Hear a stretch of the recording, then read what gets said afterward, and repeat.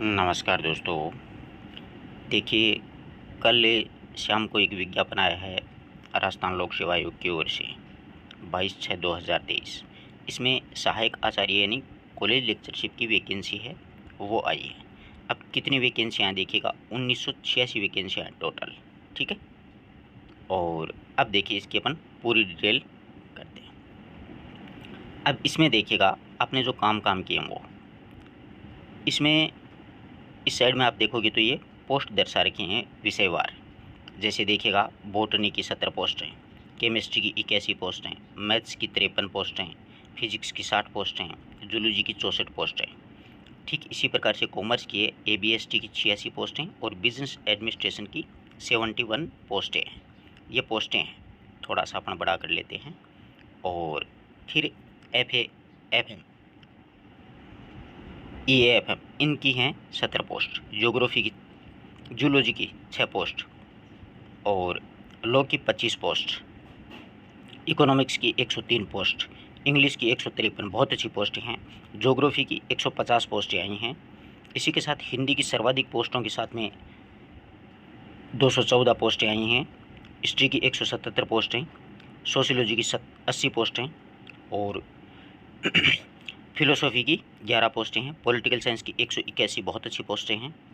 इसी के साथ में पब्लिक एडमिनिस्ट्रेशन की 45 पोस्टें, संस्कृत की 76 पोस्टें और इसी के साथ उर्दू की 24 हैं, पंजाबी की 1 है और लाइब्रेरियन साइंस की 1 है और ये साइकोलॉजी जो है उसकी 10 पोस्टें आई हैं और राजस्थानी की 6 पोस्टें हैं, सिंधी की 3 हैं और जेनोलॉजी की 1 पोस्ट है। ये अन्य हैं मल्टी साइंस वगैरह, आर्ट्स, हिस्ट्री, ये अलग सी पोस्टें हैं। तो अपने जो स्पेशली ख़ास तौर से जो चलते हैं ना, उसमें अधिकांश विद्यार्थी जो होते हैं, जैसे देखिए ज्योग्राफी में है, इकोनॉमिक्स है, हिंदी है, हिस्ट्री है, सोशियोलॉजी है, पॉलिटिकल साइंस है, फिलोसॉफी है, इनके विद्यार्थी अधिकतर रहते हैं, ज़्यादा संख्या इन्हीं की रहती है। तो हिंदी के विद्यार्थी खास तौर से ध्यान दें। आज़ादी से लेकर के अब तक की सबसे बड़ी भर्ती है ये कॉलेज व्याख्याता की राजस्थान RPSC के माध्यम से। अब कई विद्यार्थियों की ये समस्या है कि सर मैं फॉर्म भर सकता हूँ या नहीं भर सकता हूँ, किस प्रकार से इसकी अप्लाई होगी, अपन सारी जानकारी इस वीडियो के माध्यम से प्राप्त करेंगे। ठीक है, ये देखिए 17/1/2013 के अनुसार वो नियम वगैरह, EWS का कोई विद्यार्थी होगा तो अब अपन कौन कौन फॉर्म अप्लाई कर सकता है वो चर्चा कर लेते हैं। तो इसमें स्पष्ट शब्दों में लिखा हुआ है, तो देखिएगा, अगर आपने नेट कर रखी है या अगर आपने सेट कर रखी है या अगर आप PhD होल्डर हैं, नेट, सेट और PhD अगर आप लोगों ने कर रखी है तो आप फॉर्म अप्लाई कर सकते हो। ये योग्यता आपके पास होनी बहुत ज़रूरी है। ठीक है, इसी के साथ में देखिएगा, कई विद्यार्थी कह रहे हैं कि सर मैं MA में हूँ तो मुझे कितने परसेंटेज वगैरह वगैरह चाहिए वो। तो देखिए, मास्टर डिग्री मतलब MA में 55% चाहिए, लेकिन SC ST और OBC को उसमें क्या कर रखा है, 50% कर रखा है। ठीक है, नेट पास MA के लिए, तो वो भी फॉर्म अप्लाई कर सकते हैं। अगर आप MA के लास्ट ईयर में हैं तो आप लोग फॉर्म अप्लाई कर सकते हैं। शैक्षणिक योग्यता में देखिएगा, इसमें स्पष्ट लिखा हुआ है कि उक्त पदों की अपेक्षित शैक्षणिक जो योग्यता है वो अंतिम वर्ष की परीक्षा मतलब MA की फाइनल ईयर की में सम्मिलित हुआ हो या फिर सम्मिलित होने वाला व्यक्ति भी पात्र होगा। किंतु आयोग के द्वारा जो साक्षात्कार है ना, जैसे इंटरव्यू होता है, एक तो एग्ज़ाम होती है, एग्ज़ाम के बाद रिजल्ट आता है, फिर इंटरव्यू होता है, तो इंटरव्यू से पहले आपकी MA वगैरह, नेट वगैरह, PhD वगैरह पूरी होनी चाहिए, उसका सबूत आपको देने होगा। अब एक बात इसमें और भी स्पष्ट लिखा हुआ है, देखिएगा, इस बात को थोड़ा सा गौर कीजिए कि साक्षात्कार से पूर्व अभिव्यक्ति का आशय ये है कि साक्षात्कार की प्रक्रिया प्रारंभ होने की दिनांक, जैसे देखिएगा इसमें 40-50 सब्जेक्ट हैं, तो मान लीजिए 5 तारीख को कोई भी सब्जेक्ट का इंटरव्यू शुरू हुआ और आप मान लीजिए हिंदी के विद्यार्थी हैं, आपका इंटरव्यू शुरू हो रहा है 25 तारीख को, आपकी योग्यता पूरी हो रही है 22 तारीख को, तो आप मान्य नहीं होंगे।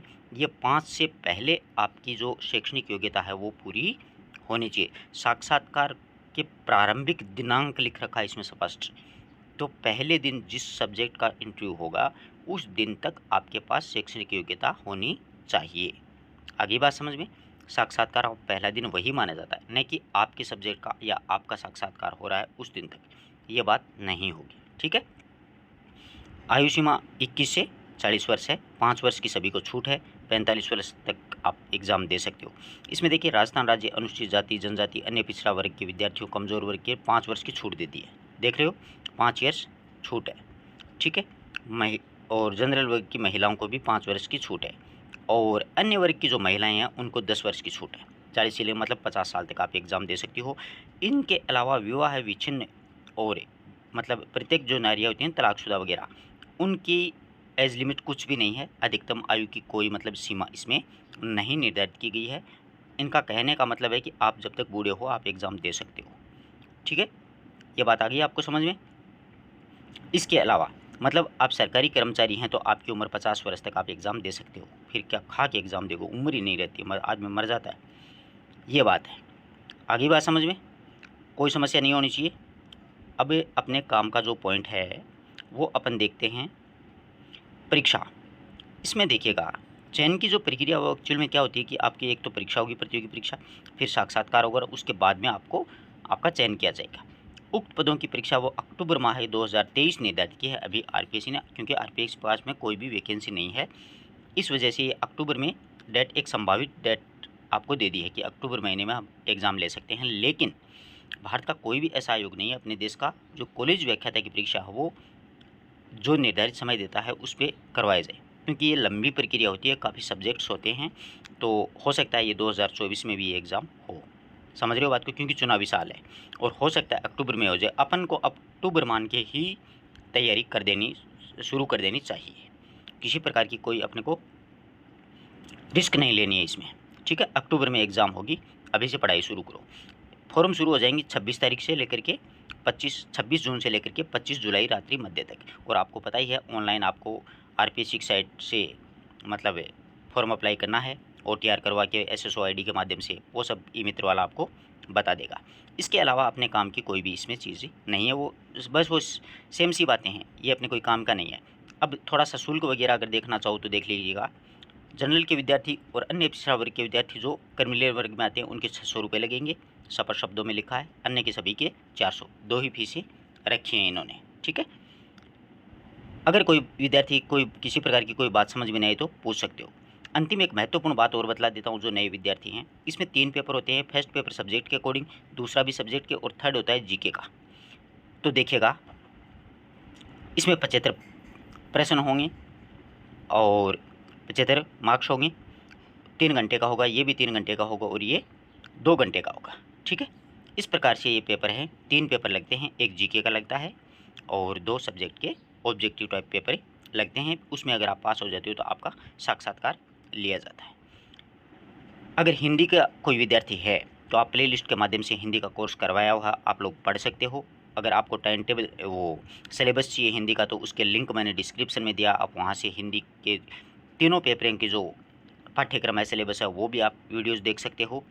और अधिक जानकारी हो तो आप मतलब हिंदी से संबंधित, साहित्य से संबंधित जो भी जानकारी पढ़ना चाहते हो तो आपको प्लेलिस्ट में वीडियोस हैं वो नेट जेआरएफ या कॉलेज व्याख्याता नाम से एक फोल्डर आपको मिल जाएगा, उसमें से आप प्राप्त कर सकते हो। कोई बात नहीं समझ में आई तो आप लोग कमेंट कर सकते हो, वीडियो अच्छा लगा तो अपने मित्रों तक शेयर कर सकते हो। कोई आपका सवाल अभी भी बकाया है तो पूछ सकते हो। धन्यवाद दोस्तों।